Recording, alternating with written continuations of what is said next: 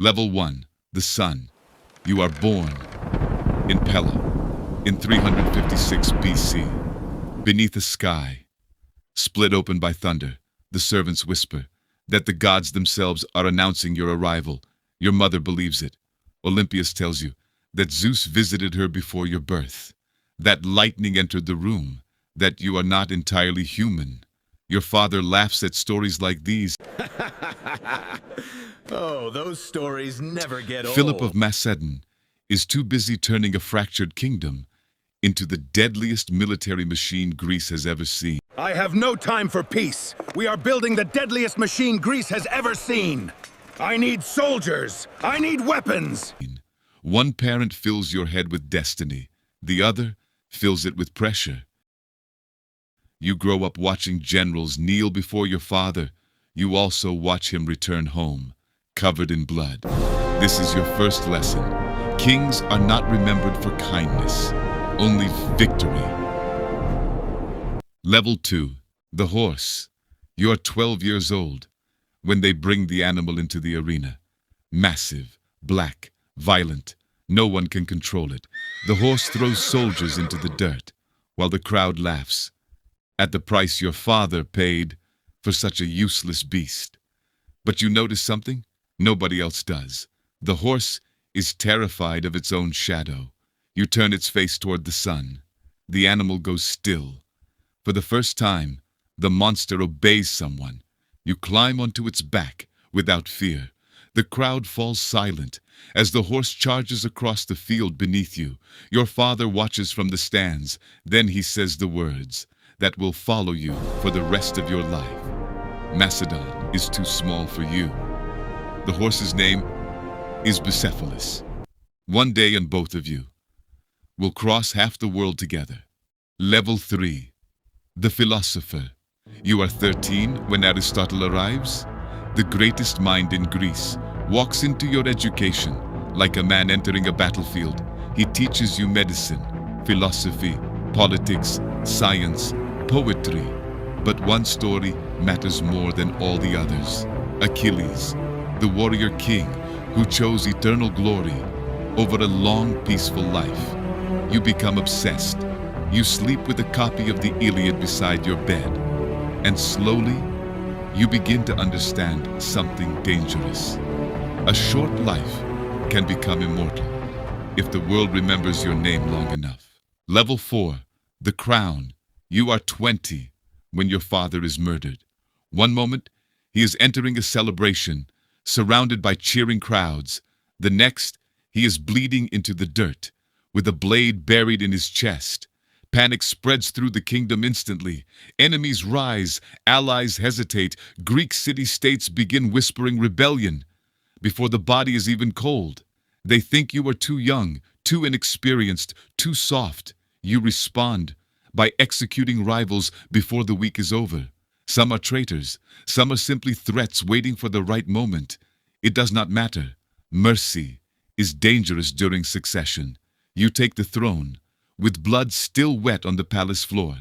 And for the first time, people stop calling you the prince. Now, they call you king. Level 5. The Warning. Greece revolts.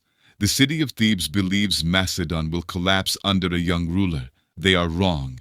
Your army surrounds the city. Before they are fully prepared, the walls fall quickly.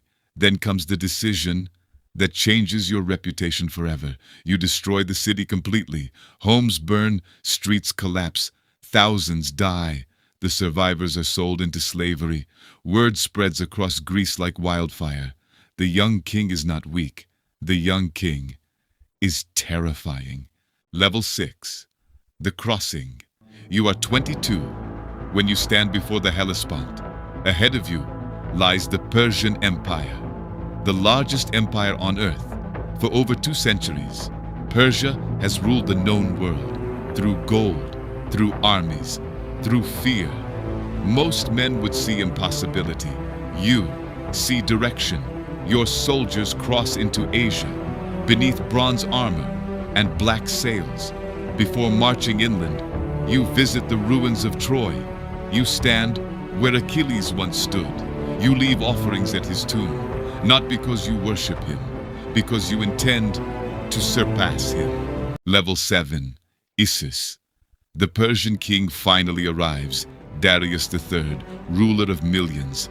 His army stretches beyond the horizon, like a moving continent. Many of your men have never seen numbers like this before. Some believe this is where the campaign ends, but fear has never impressed you. The battle begins in chaos. Arrows darken the sky. Men drown beneath horses. Bronze crashes against bronze until the world becomes noise. Then you see Darius, far behind the lines, protected, distant, safe. You charge directly toward him, not the army, the king. Your cavalry smashes through Persian lines, like a spear through cloth, and suddenly, the ruler of the greatest empire alive turns and runs. Once the king flees, the empire begins collapsing with him. Level 8, Egypt. You enter Egypt without resistance. The people welcome you as a liberator. Priests call you the son of Amun, a living god. At first, you pretend not to believe them. Then slowly, dangerously, you begin wondering if they might be right. A city is built bearing your name, Alexandria, one of many. You are no longer merely conquering territory. You are carving yourself into geography itself. Everywhere you go, the world changes shape around you. Level 9. The edge of the world. Years pass in endless conquest. Persia falls completely. Its palaces burn. Its treasures become yours. Its throne becomes yours. You now command more land than any Greek in history. But victory changes people, especially men who achieve too much, too young. Your officers begin noticing it first. The rage, the paranoia, the growing distance between you and ordinary men. You execute loyal generals over suspicion. You drink harder, sleep less. Some nights, you speak as if you truly are divine. Other nights, you sit alone, staring into darkness, like a man who no longer knows where he ends and the empire begins. Level 10. India. You are 32 when you reach the edge of India. Rain crashes endlessly from the sky. The rivers are enormous. The forests feel alive. And for the first time in years, your army hesitates. Then they see the elephants, towering beasts armored for war. Creatures larger than horses, tearing through battle lines like moving fortresses. The fighting becomes brutal, beyond anything your men have endured before. You still win, but victory no longer feels clean. Your soldiers are exhausted, homesick, broken by nearly a decade of constant war. When you order them farther east, they finally refuse, not your enemies, your own army. For the first time since childhood, the world tells you, no. Level 11. Babylon. You turn back west. The return feels different, quieter. The momentum that carried you across continents begins fading. One night in Babylon, the fever arrives. At first, nobody panics. You have survived wounds that should have killed you years ago. But the fever worsens. Days pass. Your generals gather outside the chamber, in silence. The strongest conqueror alive can suddenly barely lift his own hand. Some believe you were poisoned. Others say your body simply collapsed beneath the weight of ambition. Maybe neither explanation matters, because for all your victories, one enemy remained undefeated from the beginning: time. Level 12. The silence. You are 32 years old, when the world's greatest empire loses its king. No clear successor, no final conquest, no ending grand enough for a man who spent his life outrunning limits. Your generals begin fighting over the empire before your body is even cold. The machine fractures instantly, kingdoms split apart, alliances collapse, but your name survives. Centuries pass, then millennia, and still people speak it. Alexander, the boy who chased Achilles into immortality. The king who crossed deserts, mountains, and empires, searching for something no conquest could ever satisfy.